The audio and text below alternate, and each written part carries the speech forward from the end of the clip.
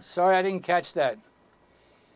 My name is Tom Thomassian. I ran against Hillary in the Senate race, and I'm running against her again in the presidential race. I know you may think it's foolish, but it's not. Starting a new party called the Minority Party. Those of you who watch the show know about that. If you haven't watched this show, viewers are very delighted to see this show, or they're very infuriated to see this show. However, this is live, and it's exciting, and people enjoy it. Even if they don't like it, they enjoy it. They want to see it. They get a little excitement out of their boring day or their boring lives. Last week, I had phone calls right after the show, people condemning me, happy, I'm a good guy, I'm a wonderful show. Other young woman called up and said, I'm this and I'm that. And I said to her, I'm good for you because you're watching. She says, well, I don't like it. I says, well, you're not turning it off, and that's it. I want to start out today with the Democratic Party is skeptical of starting a row with Iran. Remember now, Iran is the Democratic darling, Democratic Party, Jimmy Carter, you remember, where 75 million Iranians kidnapped 50 Americans. That's the odds the Arabs usually count on. And Jimmy Carter was president at the time. He didn't do anything. Oh, he did. If you think he made a lot of noise, it was on television, we're going to catch the guy. You know, the presidents get up after a disaster and say, we're going to catch the guy no matter what, no matter how long it takes. He didn't do anything, and he lost the election, which I'm happy to talk about. And today, the Democrats are saying they're skeptical. If Bush wants to start a war with Iran, he has to get the permission of the Congress. Now, please understand that the Democrats right now are playing tricks. And I don't know if you could see it as I see it. We cannot go in Iran unless the Congress, the majority of the Congress votes to go. The same thing that happened in Iraq. All these Democrats that say we shouldn't have done this and should have done, they voted for the war. That's why we went in. Bush did not say we're going to go in, and that meant we had to go in. It's not true. He had to get permission for all these presidential candidates, including me. And at the time, I believed what Bush believed, and now I'm beginning to realize it was the Saudi Arabia, it was Iran and Kuwait who put out this rumor that Saddam Hussein had these weapons of mass destruction. Yes, and we bought it. We bought it. They have very good intelligence. Remember, Arabs go to colleges here in America, and I'm going to talk to you about the Arabs here. Learning, stabbing us, cheating us, and getting ready to attack us, and they are attacking us right now.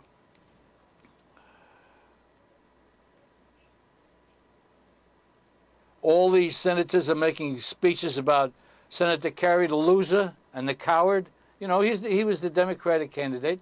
He's a coward because he's not going to run again, and he takes money from a wealthy woman. This is what he says. Ultimately, Iran wants a stable Iraq, and that the United States needs to engage in diplomacy. That is stupid. Iran doesn't want to stabilize Iraq. None of them do. They're all afraid of another Saddam Hussein. That's it. We have fought the battle for the Arabs, United States of America. We got rid of Saddam Hussein, who is the enemy of the Arabs, because he would have taken over, because these countries have no army, they don't have anything. They only have oil, and I am a proponent of a substitute for oil, and I'm going to discuss that today. Now, I would like a call to make sure you see me, because, as you know, they're trying to get me off the air because I'm running against Hillary.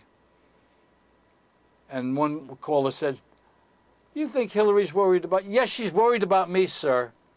She's very worried, and she's looking to cut me off. So if I get one of my viewers to call me up, I'd appreciate it, just to make sure that I'm on. Because I'm going to turn off the telephone number pretty soon. In fact, I'll turn it off right now. I'll take a chance that the program is being viewed by you. Please listen to what I have to say. The mayor, newsman, of San Francisco. He's apologizing again, and he says, I'm so sorry. What I did was wrong, and for the rest of my life, I'm going to have to deal with that. He's a liar. He cheated on his friend's wife. He went to bed with her. We don't see the wife. We don't see the other guy. That's part of the news story. We only hear the sympathetic cheater liar that goes to bed with his best friend, his consultant's wife. And I got to tell you, to have a consultant is a pretty important thing. I didn't have any. And it's very important. They do a lot of things that you just can't think of and you can't do. So this man in San Francisco, I know it's in San Francisco, we're not talking about New York. Just bear with me. You know what I had to do to find out about this Mayor Gavin Newsom, the cheat, the Hillary and Bill Clinton of the West Coast? Yeah, just like Bill Clinton. To find out whether he's a Republican or a Democrat, I had to go to research, not a lot, into the internet. To find out the mayor of San Francisco is a Democrat. None of the newspapers stated that. Did you know that? Oh, you don't know that. You know, the Arab New York Times, the Palestinian New York Times, did not say anything, am I getting through yet, about him being a Democrat. This is the same as the Muslims. This is the same thing the press is doing with the Muslim in Utah, where this young man, they keep talking about he's a young man, he had a gun, and they don't say that the man is a Muslim. He shot, I think he killed about 4 or 5 white people. He wounded a lot of white people because that's what he was after. He is a terrific Muslim, how they hate white people. Let's understand it, let's get it very clear. He killed white people. How do I know this? Because in this mall, he picked the part of the mall that was least habited. Not many people were in the part where he shot. Now you're going to say, why didn't he go to the other place and shoot? Because he would have killed more people. Because there were black people there, there were Muslims there, there were Asians there. That's right, that's why he didn't do it. He went where the white people were, and he went specifically to kill the white people, just like the Muslims have done and are doing today. This is a call-in show. You can call in and dispute me as much as you want, man. As much as you want.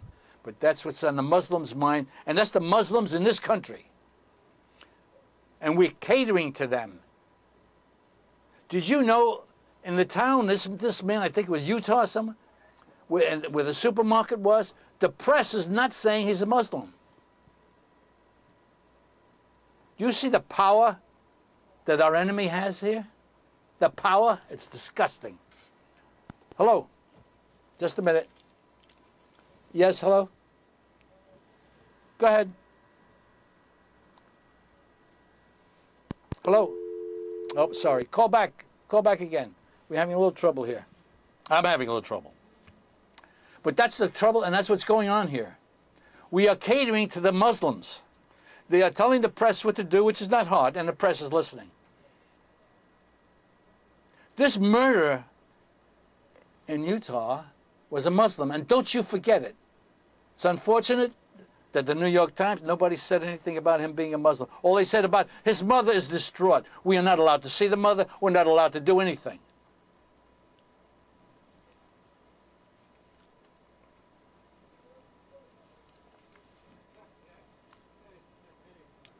Five Colombian congressmen are arrested. 5 Colombian, that's like Congress that we have here. This has happened in Colombia, in Bogota, Colombia. 5 congressmen. Alvaro Ayuju is the prime minister. She's married to an Associated Press photographer. That means nothing's going to happen to her. Let's see, where is it? Where is it? It's her brother. Her brother's one of the people that was arrested in Colombia for fraud, for cheating, for lying. Now, why am I telling you about